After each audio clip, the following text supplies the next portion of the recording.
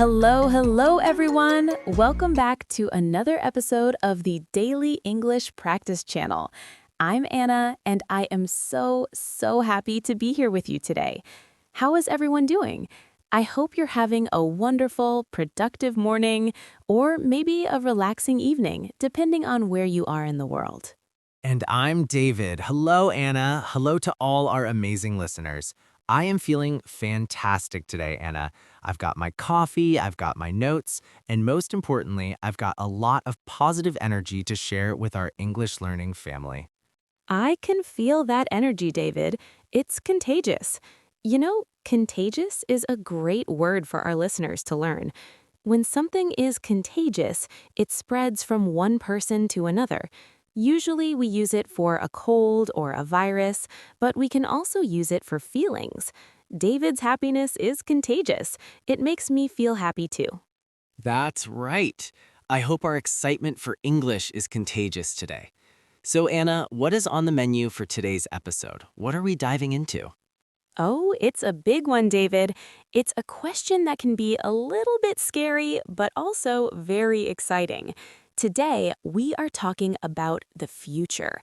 Specifically, we are answering the question, where do you see yourself this year? Where do you see yourself this year? I love that. It's not just about where you are physically, like standing in a kitchen or an office. It's about your goals, your dreams, and your plans. It's about the future you. Exactly. And for our listeners, we want to help you express these big ideas using simple, natural English. You don't need a massive dictionary to talk about your dreams. You just need the right phrases and a bit of confidence. Confidence is key. So, in this episode, we're going to cover how to talk about your health routines, your travel plans, your hobbies, and of course, your English studies. Plus, we have 4 essential tips to help you stay motivated. Stay motivated. That is so important because we all start the year with big energy, but sometimes that energy fades away. We want to help you keep it going. Before we get into the details, Anna, let me ask you, when someone asks, where do you see yourself this year, what is the first thing that comes to your mind? That's a great question.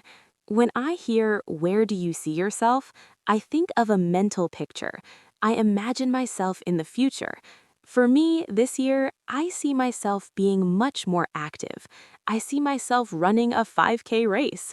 I see myself feeling strong and healthy. I love that. I see myself. That is our first key phrase for today, everyone. Let's repeat that. I see myself. Anna said, I see myself running. Notice how she used the ing form after that phrase. I see myself running. I see myself traveling. Anna, can you give us another example? Sure, I see myself speaking English fluently. I see myself reading a book in English. It's like a dream you are describing as if it's a movie in your head. I see myself eating a giant pizza. Wait, is that a goal? Maybe not a health goal, but it's definitely a plan. David, you're hilarious. But actually, that's a perfect way to show how to use the phrase. I see myself eating a giant pizza. It's a clear image. Now let's talk about health routines. This is a very common topic when we talk about the future. David, do you have any health goals for this year? I do. This year, I want to get in shape. That's a very common English idiom. To get in shape means to become healthy and fit, usually by exercising. So I see myself going to the gym 3 times a week. Get in shape. I love that one. Let's repeat it for our listeners. Get in shape. David wants to get in shape. And David, you mentioned a specific routine, going to the gym 3 times a week. When we talk about goals, it's helpful to be specific. Very true. If I just say I want to be healthy, it's a bit too general. But if I say I plan to walk 10,000 steps every day, that is a clear plan. And what about you? Any specific health routines? Well, I'm trying to cut down on sugar. Cut down on. This is a great phrasal verb. It means to eat or drink less of something. I'm not stopping completely. I love chocolate too much, but I am cutting down on sugar. Cut down on. That's a useful one. You can cut down on sugar, cut down on caffeine, or even cut down on social media if you spend too much time on your phone. Oh, I definitely need to cut down on social media. I spend way too much time scrolling. So, listeners, where do you see yourself regarding your health? Do you see yourself getting in shape? Do you see yourself cutting down on junk food? Let's do a quick mini role play, Anna. Let's pretend we are friends meeting for coffee and talking about our health goals for the year. I love role plays. Let's do it. Hey, Anna, you look great. Have you been doing something different lately? Thanks, David. Yes, I've actually started a new routine. This year, I see myself becoming a morning person. I've been waking up at 6 a.m. to do yoga. Wow, 6 a.m. That's impressive. I'm still struggling to get out of bed before 8.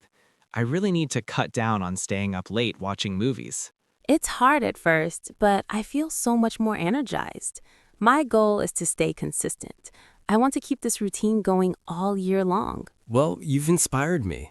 I think I'll start by going for a short walk every evening.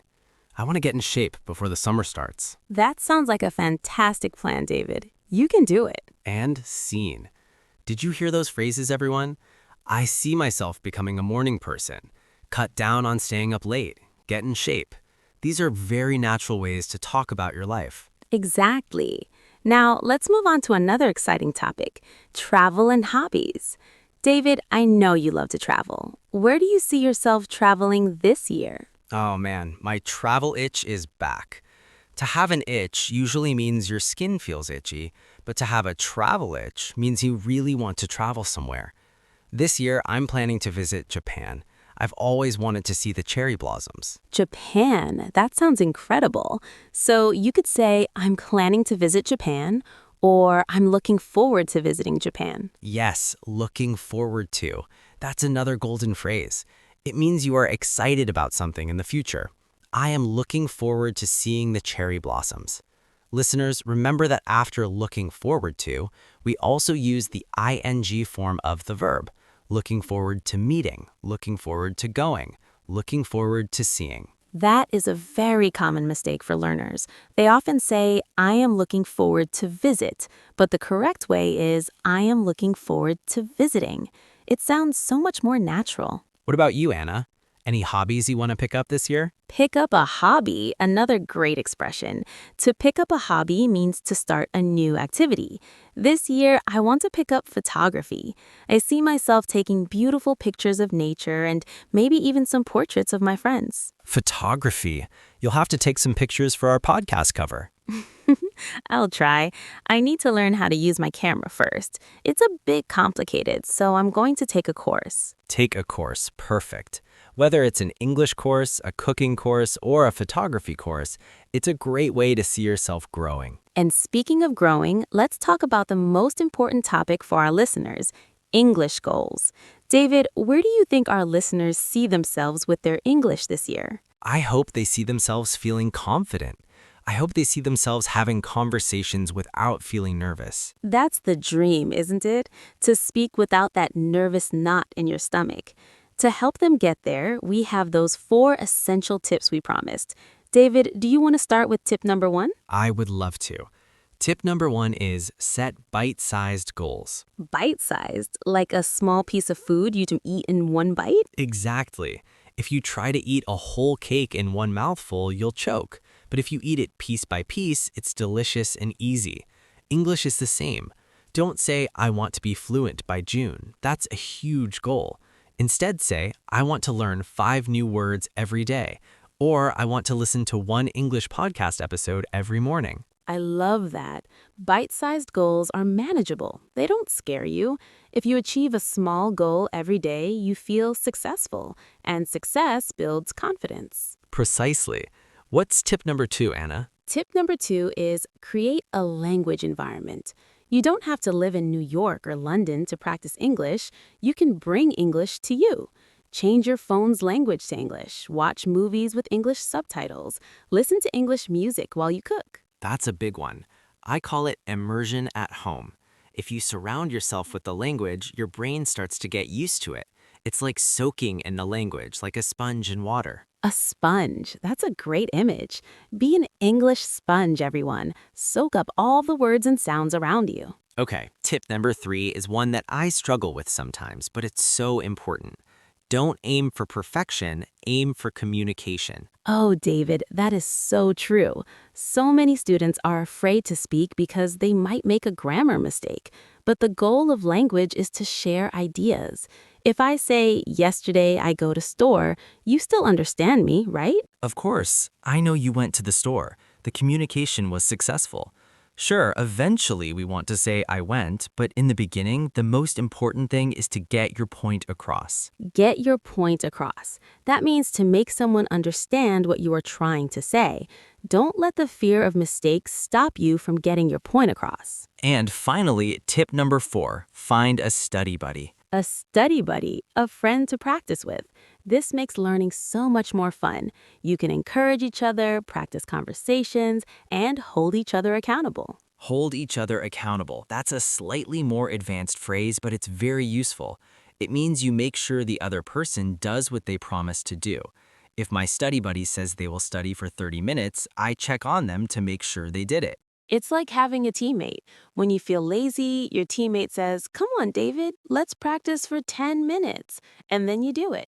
It really works. So let's recap those 4 tips. 1, set bite-sized goals. 2, create a language environment. 3, aim for communication, not perfection. And 4, find a study buddy. Those are such powerful tips. If our listeners follow these, they will definitely see themselves improving this year. I agree. Now, Anna, let's do a little review section. We've used a lot of great vocabulary today. Let's make sure our listeners really grasp these words. Grasp, like grabbing something with your hand, but here it means to understand. Let's help them grasp the vocabulary. I'll say the word or phrase, and David, you give a quick, simple explanation or example. Ready? I'm ready. Let's do it. First phrase, I see myself. This is used to describe your future plans or dreams. For example, I see myself living in a house by the beach. Excellent. Second one, get in shape. To become healthy and fit through exercise and good eating. I'm going to the gym because I want to get in shape. Third one, cut down on. To reduce the amount of something. I need to cut down on coffee because I can't sleep at night. Fourth, looking forward to. To be excited about something that will happen. I'm looking forward to the weekend. And remember, use the ing form after it. I'm looking forward to meeting you. Fifth, pick up a hobby. To start a new activity or interest. I think I'll pick up gardening this spring. And the last one from our tips, bite-sized goals. Small, easy-to-achieve goals. Instead of reading a whole book, a bite-sized goal is reading 2 pages. Perfect. David, you are an excellent teacher. And you are an excellent partner, Anna. I think we should do one more mini role play before we finish, but this time, let's talk about English specifically. I'll be the student who is feeling a bit discouraged, and you can be the supportive friend. I'm ready. Let's help that discouraged student. Anna, I don't know. I've been studying English for a year, but I still feel like I'm not making progress. I still make so many mistakes with my tenses. David, don't be so hard on yourself. Remember, progress isn't a straight line. Sometimes it feels like you're standing still, but you're actually learning. Where do you see yourself by the end of this year? I don't know. I guess I want to be able to watch a movie without subtitles, but it feels impossible right now. It's not impossible. You just need to set some bite-sized goals. Instead of a whole movie, why don't you try watching a 5-minute YouTube clip? That sounds more doable. I guess I've been aiming for perfection too much. Exactly. Just focus on getting your point across. And hey, I'm your study buddy. We can practice together every week. I'll hold you accountable. Thanks, Anna. I feel much better. I'm actually looking forward to my next study session now. That's the spirit. You've got this.